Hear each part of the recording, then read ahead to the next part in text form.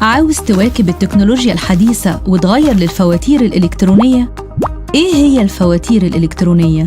هي منظومة خاصة بالمعاملات التجارية باستخدام تكنولوجيا المعلومات لتحويل الفواتير لنسخ إلكترونية معترف بيها في معاملات مصلحة الضرائب. وده مشروع قامت مصلحة الضرائب بتنفيذه بالتعاون مع كبرى الشركات العالمية. الفواتير الإلكترونية بتشمل المعاملات التجارية زي إصدار فاتورة بيع، استلام فاتورة شراء، إصدار إشعار إضافة أو خصم.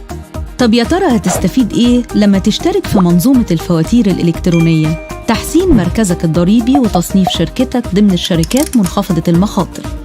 التأكد من صحة كل البيانات الصادرة لعملائك واللي جاية من الموردين.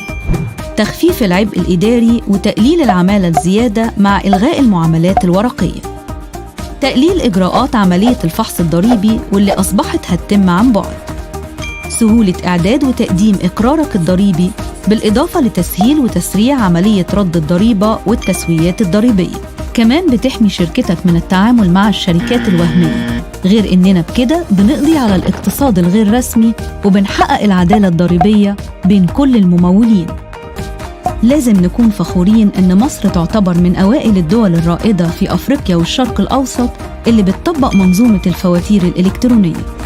سجل في أسرع وقت واحجز لشركتك مكان في مستقبل ما بيعترفش غير بالتكنولوجيا والتطور. مع تحيات مصلحة الضرائب المصرية.